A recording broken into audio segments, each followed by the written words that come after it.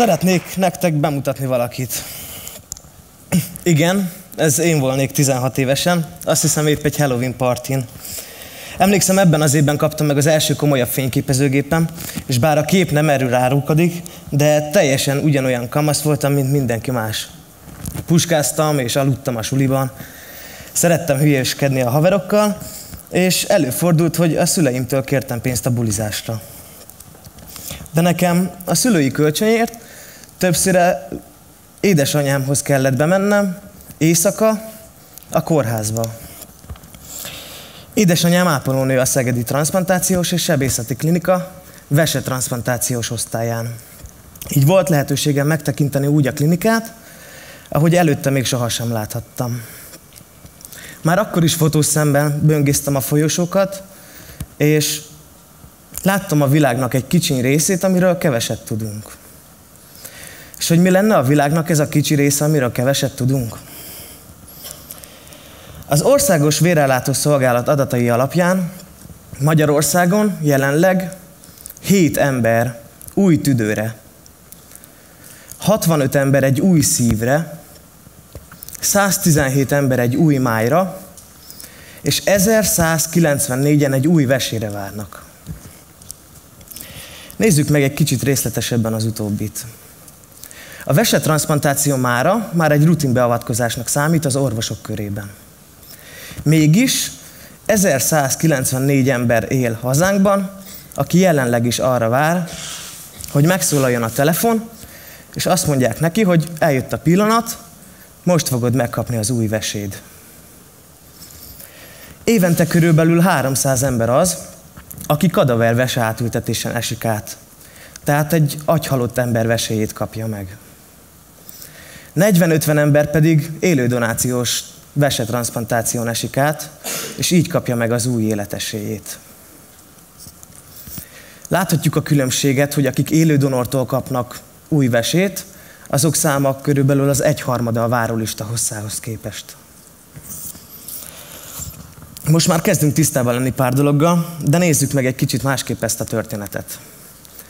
Hoztam egy fotósorozatot, amit Vesebeteg címmel készítettem a Szegedi Klinikán. Főszereplője Abigail és édesanyja. Abigail élődonoros vesetranszplantáción esett át, és édesanyja volt az, aki a saját veséjét adta a lányának.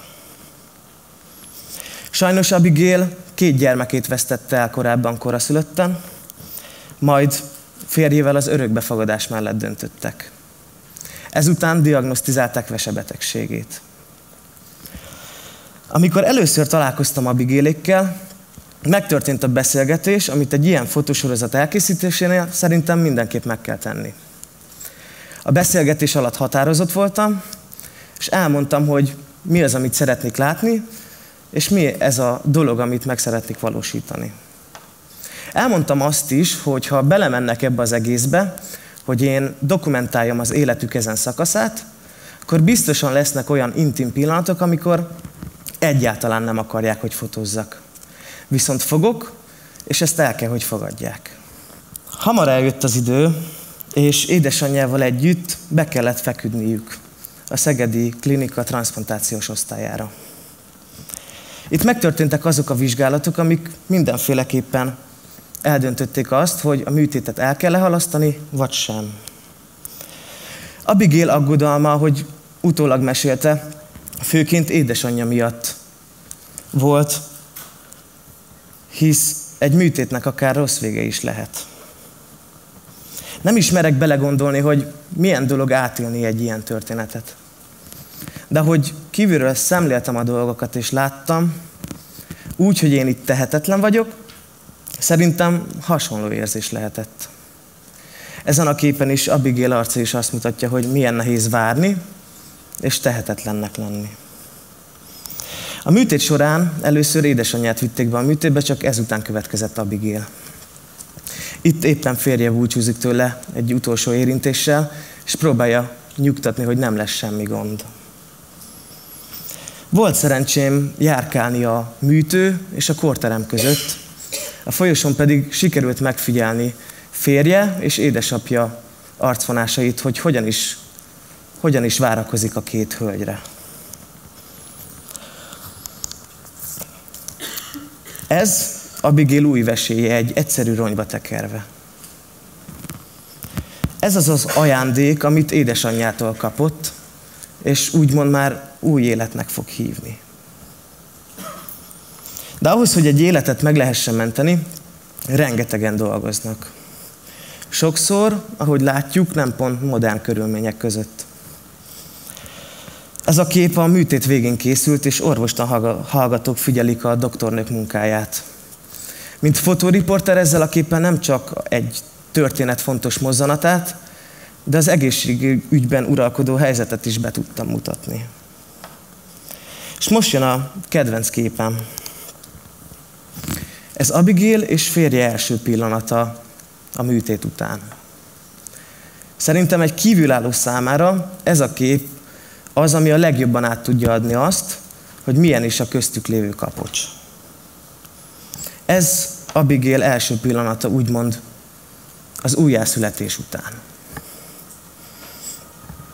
De hogy Abigail lassan felépül, ne feledjük el, hogy milyen nehéz lehet gyermekeik számára, akár hetekig nem látni édesanyjukat.